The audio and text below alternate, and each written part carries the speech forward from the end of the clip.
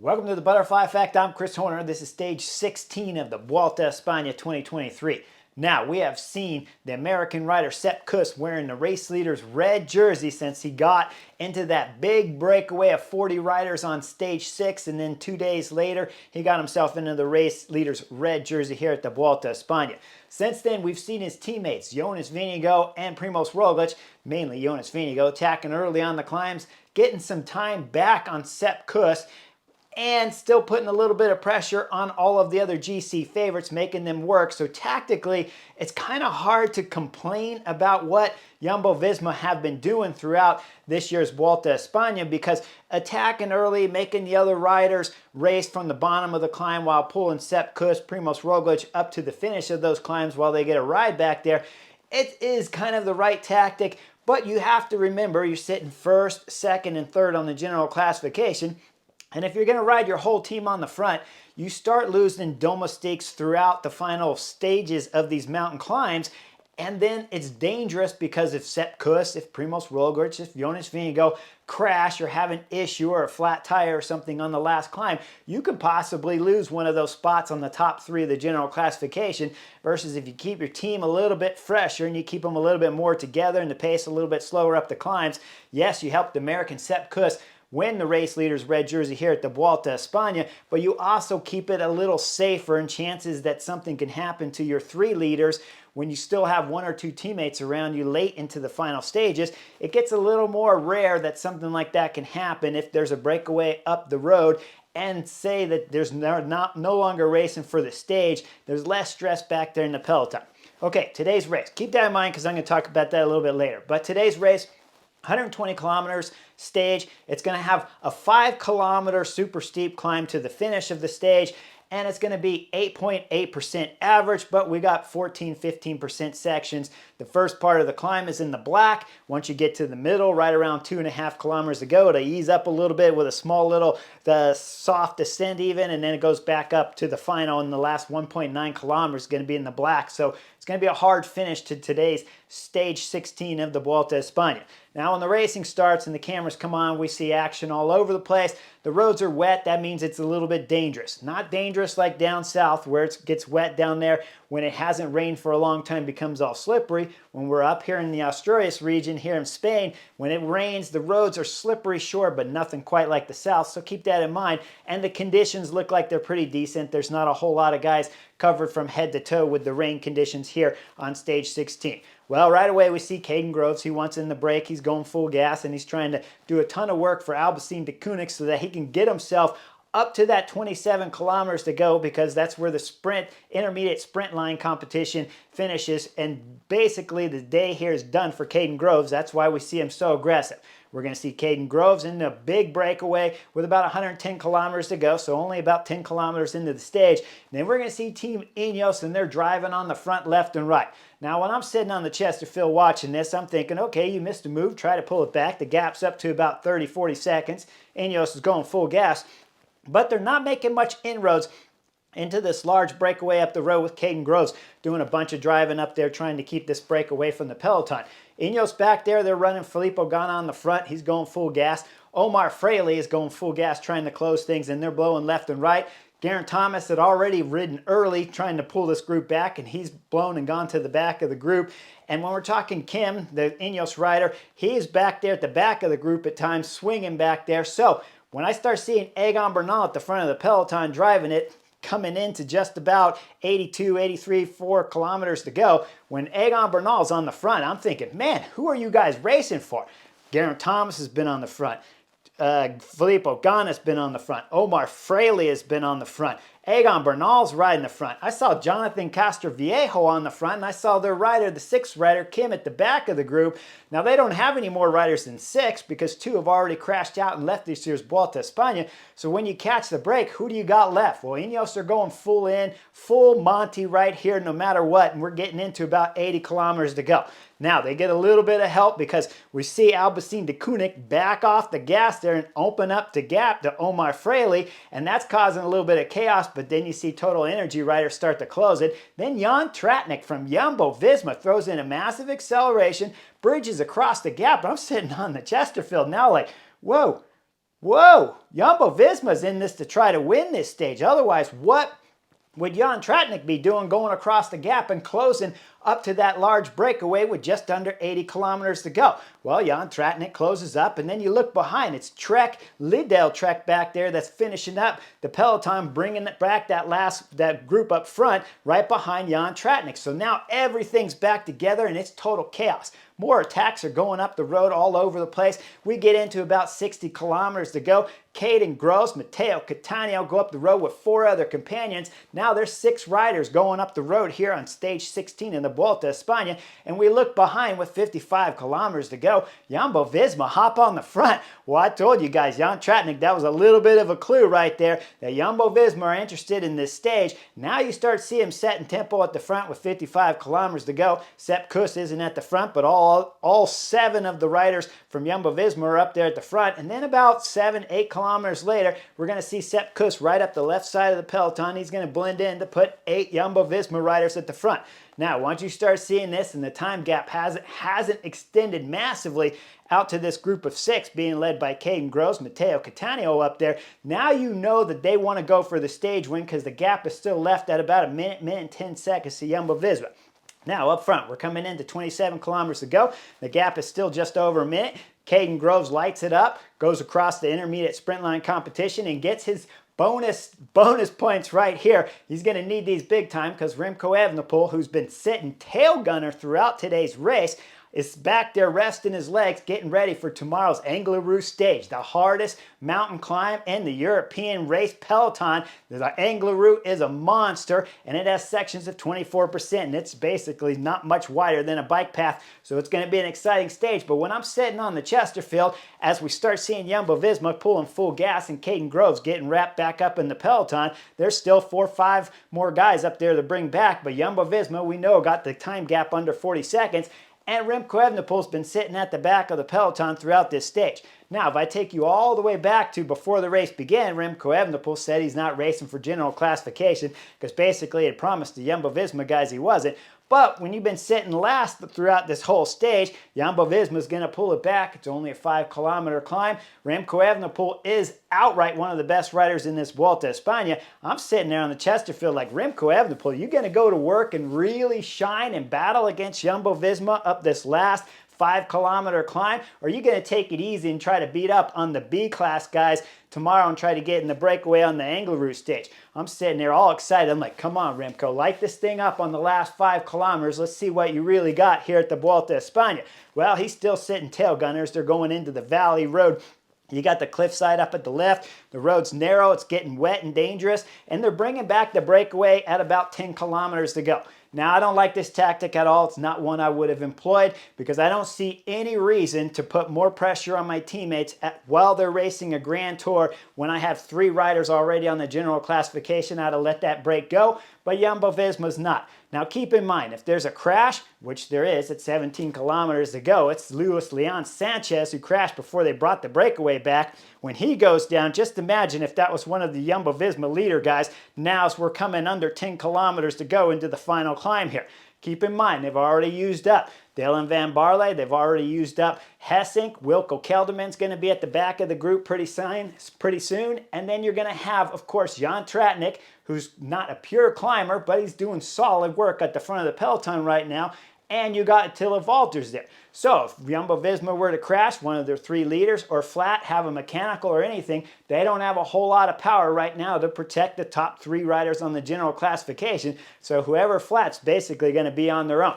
Well, Jumbo-Visma, they're not going to listen to me or like my tactics. They like going full gas and burning bullets all over the place, but they got the strength and the power and numbers to do it and get away with it more often than not. So most of the time you guys sitting at home probably thinking, Chris, you're a little bit not that risky out there. We go a little deeper and I can understand that, but my thought is going 1, 2, and 3 on the general classification would look fantastic. Now we see Jan Tratnik, he's pulling full gas and he'll pull into just about under 7 kilometers to go. We're going to see Valter get on the front, and Valter's going to lead into this last and final right turn before the climb starts proper, just under 5 kilometers to go. We see one Movistar rider leads into that turn, but Valters is sitting second, and he's got all his guys lined up with Sepp Kuss, Jonas Vingegaard, and Primoz Roglic on his wheels. The climb starts proper here on the last final climb of this stage. Now, the stage was fantastic in terms of the course and the action, and the rain made everything incredibly more technical for the riders out there when you're racing. But now when you start getting on the climb proper, it's time for climbers to go to work. Well, Walters is pulling hard at the front. We see the peloton blowing up in the back, and you see about 50 guys that made that right turn, and then you see other guys coming through. This is the other problem and the other reason why I like to play it safe. When guys are dropping out the back left and right, you know the peloton and the cars behind the peloton are going to be way back there as the peloton's going to be blown up in pieces. The cars, there's no way they're starting this climb at 5 kilometers to go anywhere near the front of the group. So if something happens again to Sepp Kuss, Primož Roglič, or Jonas Vingegaard, they got no help from the car, and Walters is the only teammate they have there, so that size bike better work for you if you're one of the 3 leaders here at the Vuelta España for Jumbo-Visma. Well, Walters does a solid pull for about a K. Now it's time for Jonas Vingegaard to throw in his attack. He's been the first rider attacking on all these last mountain stages.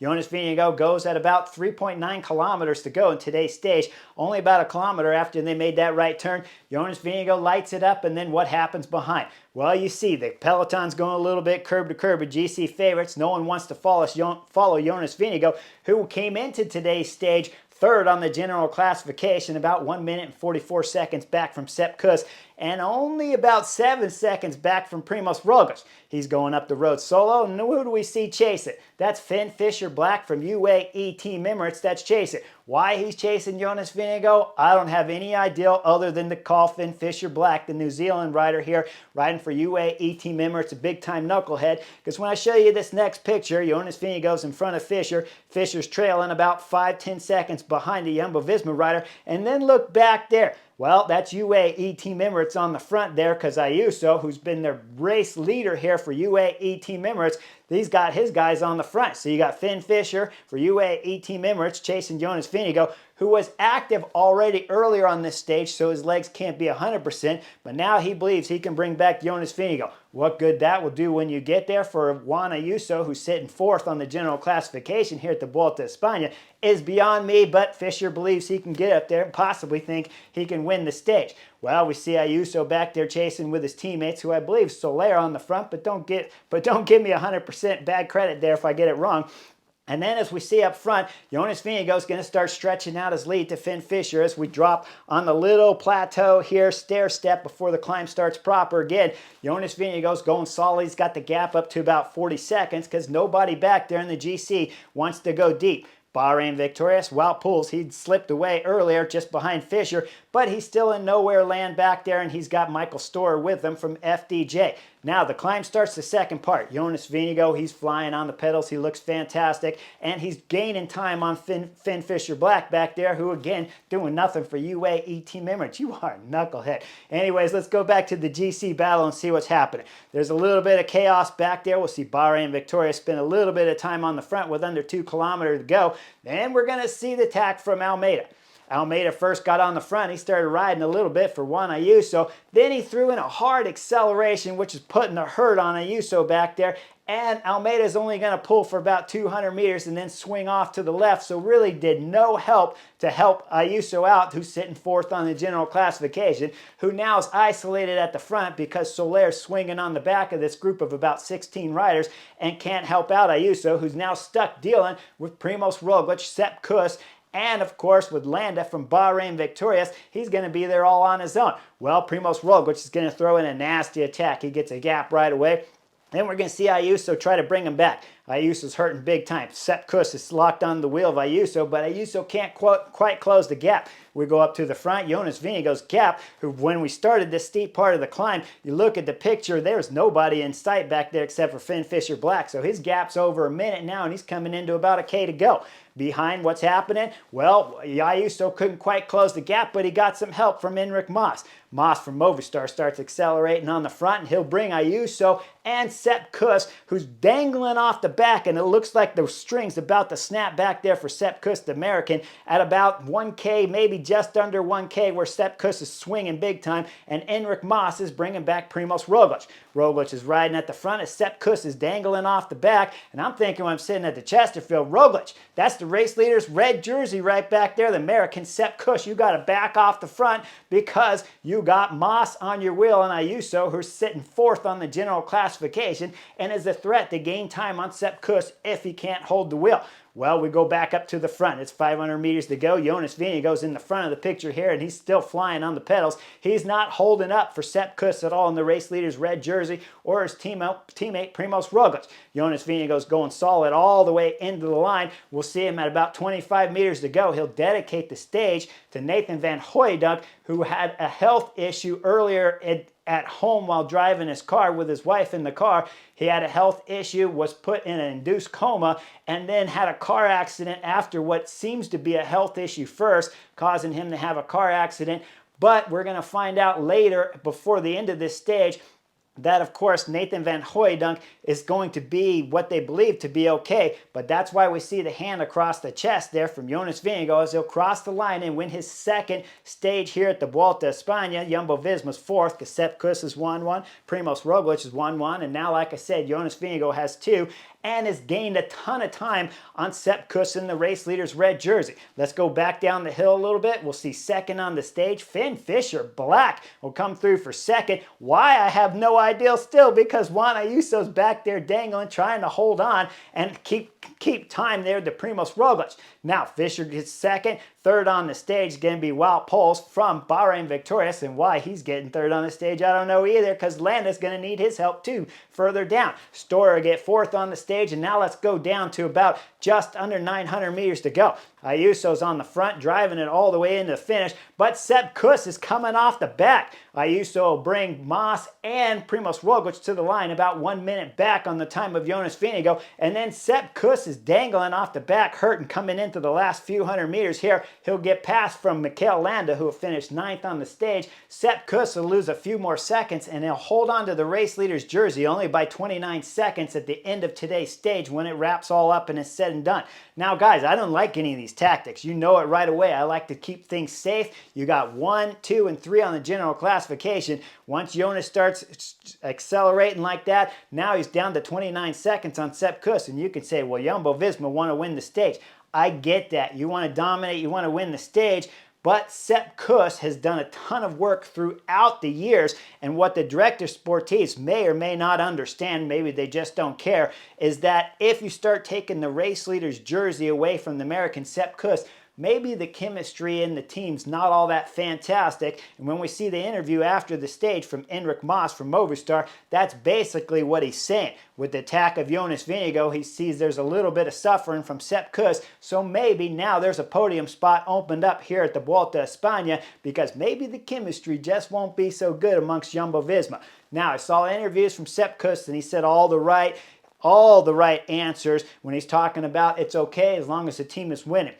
But I don't believe up here on the butterfly effect that it is okay when you've had a super domestique that's been riding for years to help bring Grand Tour victories at the Giro d'Italia and the Tour de France and the Vuelta a España, that now 3, 4, 5 years into his tenure here at Jumbo-Visma, spectacular tenure from Sepp Kuss, I don't see any reason to push the pace, especially when we're going into the Angliru in tomorrow's stage 17 of the Vuelta a España. They've left no cushion for the American Sepp Kuss if he's having an off day to keep the race leader's red jersey.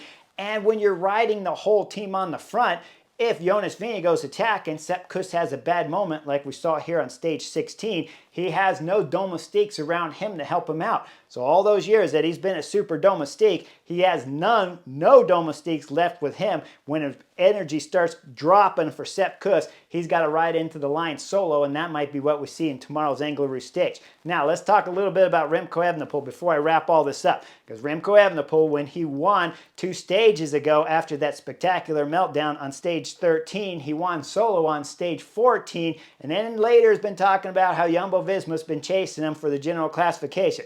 Well, Remco Evenepoel, when I was sitting on the Chesterfield, I was really hoping for that battle against you and Jumbo-Visma guys to highlight today's stage 16 in the Vuelta, Tomorrow on the Angliru stage, I hope you're not trying to get in the breakaways and try to win from B category riders. Man up, stay there with Jumbo-Visma, go into the Angliru, put your team on the front with Jumbo-Visma, and let's see if you can beat the three Jumbo-Visma guys of Sepp Kuss, Primoz Roglic, and Jonas Vingegaard when we're talking about the Angliru, because at 24% sections, there is always a draft still, but it's not a magnificent draft like we see on earlier stages, especially talking about the one you just lost before the rest day.